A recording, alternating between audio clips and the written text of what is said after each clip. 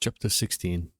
Send ye the lamb to the ruler of the land, from Selah to the wilderness, unto the mount of the daughter of Zion. For it shall be that, as a wandering bird cast out of the nest, so the daughters of Moab shall be at the fords of Ornan. Take counsel, execute judgment, make thy shadow as the night in the midst of the noonday. Hide the outcasts, bewray him not that wandereth. Let mine outcasts dwell with thee, Moab. Be thou a covert to them from the face of the spoiler, for the extortioner is at an end. The spoiler ceaseth, the oppressors are consumed out of the land.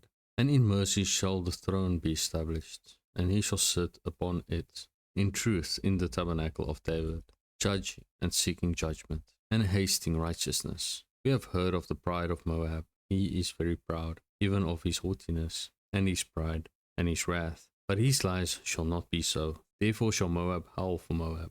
Every one shall howl. For the foundations of Kir Hareseth shall ye mourn. Surely they are stricken.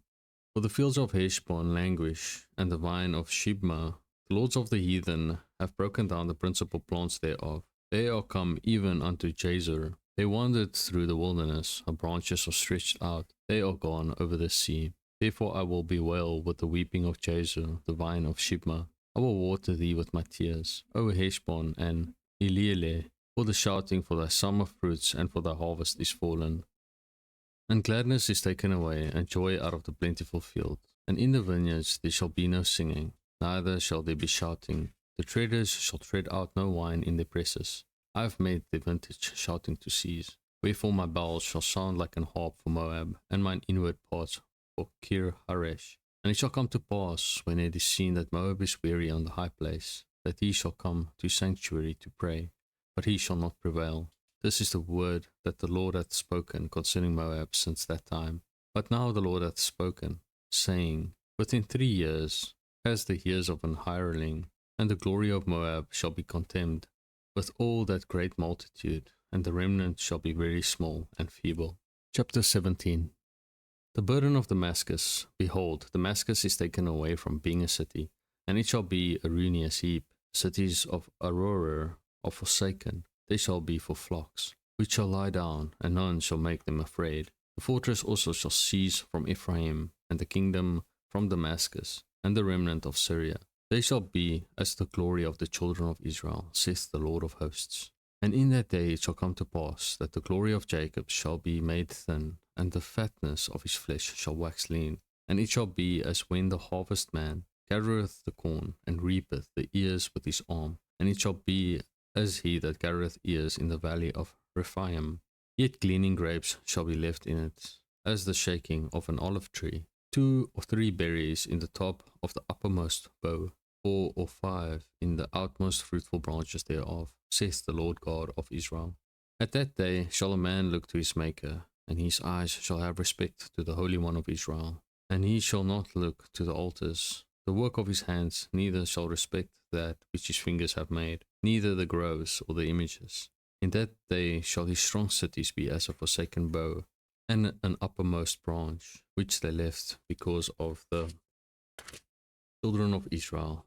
And there shall be desolation, because thou hast forgotten the God of thy salvation, and hast not been mindful of the rock of thy strength. Therefore shalt thou plant pleasant plants, and shalt set it with strange slips.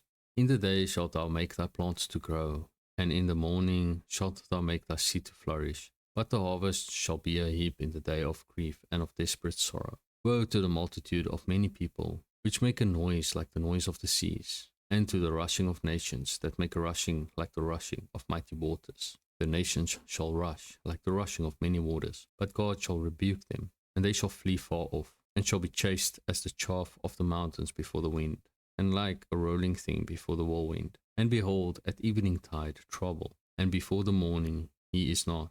This is the portion of them that spoil us, and the lot of them that rob us. Chapter 18.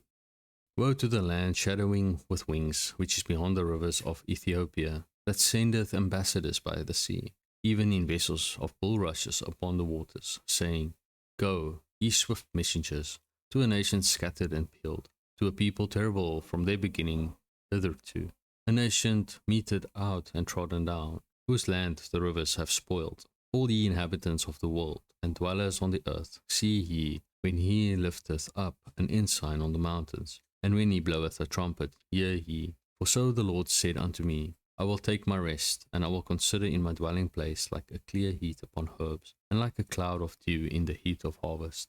For afore the harvest, when the bud is perfect, and the sour grape is ripening in the flower, he shall both cut off the springs with pruning hooks, and take away and cut down the branches. They shall be left together unto the fowls of the mountains, and to the beasts of the earth, and the fowls shall summer upon them, and all the beasts of the earth shall winter upon them. In that time shall the present be brought unto the Lord of hosts of a people scattered and peeled, and from a people terrible from their beginning hitherto. A nation meted out and trodden under foot, whose land the rivers have spoiled, to the place of the name of the Lord of hosts, the Mount Zion.